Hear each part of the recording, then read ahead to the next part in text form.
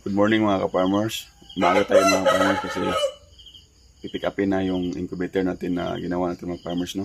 So puntahan na natin mga farmers kasi nasa highway na siya mga farmers, no? So yung mga farmers. A few minutes later. Mga farmers, no? Nandito tayo sa ating tindahan at nandito na yung ating kausap na kukuha sa ating incubator, no? So ano masasabi mo, boss? Thank you so much, boss. Ito yung incubator, tinisting namin. Kung gagana ba talaga. So na-try ko na to sa bahay. Gagana naman, gusto ko makita niya na gagana talaga yung incubator, no? So nandito kami sa tindahan mga ka-farmers.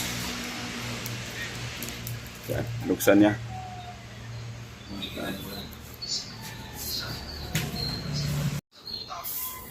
So yan mga farmers, 37.7 nag-off siya mga farmers, no? Pero 37.6 yan mga farmers, nag-off siya.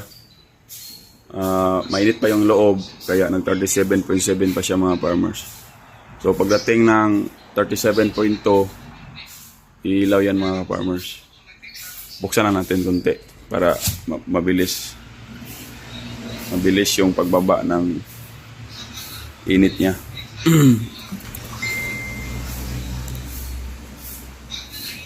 Talira na mo baba, boss, o nananay mga buho, boss. Ang purpose ay kanang fan pod circulation ra sa init. Napa ni tubig ha, butangan ni tubig. Nakibananan nga gamay do. Okay. Tangirag Boys, tubig. kung isa, moisture to sa itlog. Oo. Nagbunta na. O, tapos tayo naman manarik. Gawin. 37.2 under na eh. Ako ito, boss. Yan, yan. Itong chat na mo kumikit tayo. Sige, bossing. Salamat kayo. Yan mga bossing, no? Nakuha na yung incubator natin. So, thank you, boss. God bless.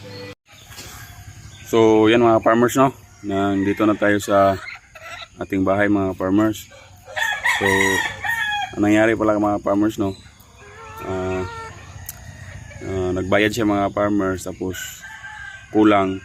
Ang binigay niya lang sa atin mga farmers ay manok mga ka-farmers, no? So, dalawang manok. Ang manok na to mga farmers ay sweater tsaka busto, no? Puro babae or pulit.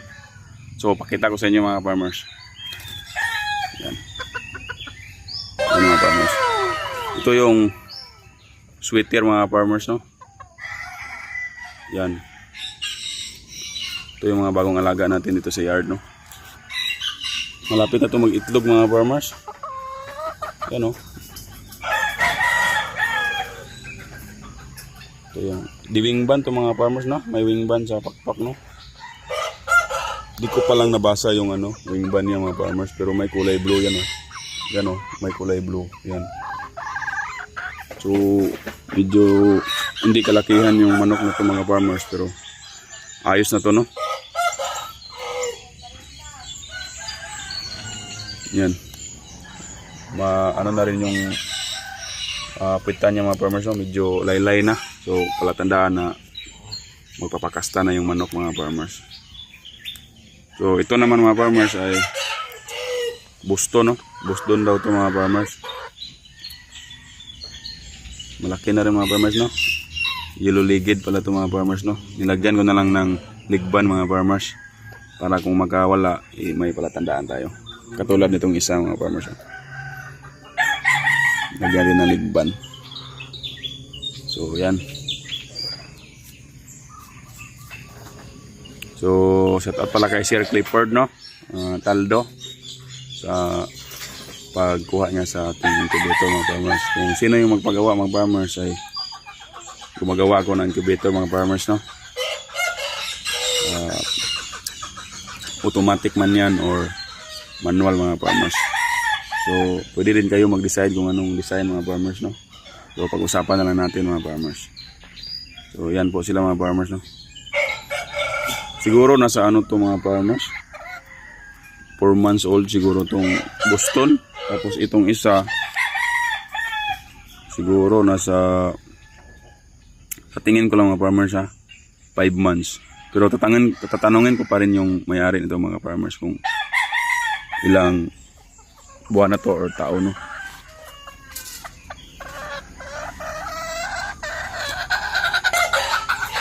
So, yun mga farmers, no? Maraming salamat sa laging pagsubaybay sa ating munting channel mga farmers, no?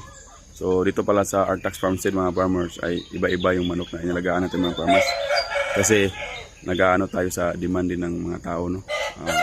Bibili ba sila ng pang-exam, pang-pet, yung katulad ng mga Koshamo, Sirama, at sa mga pang-meat, no, production na yung katulad ng Japanese Shamo na malalaki din. Manok or yung sa Plymouth Barred Rock natin or native cross natin, no. So, yun lang muna ngayon to mga farmers. Maraming salamat and God bless mga farmers.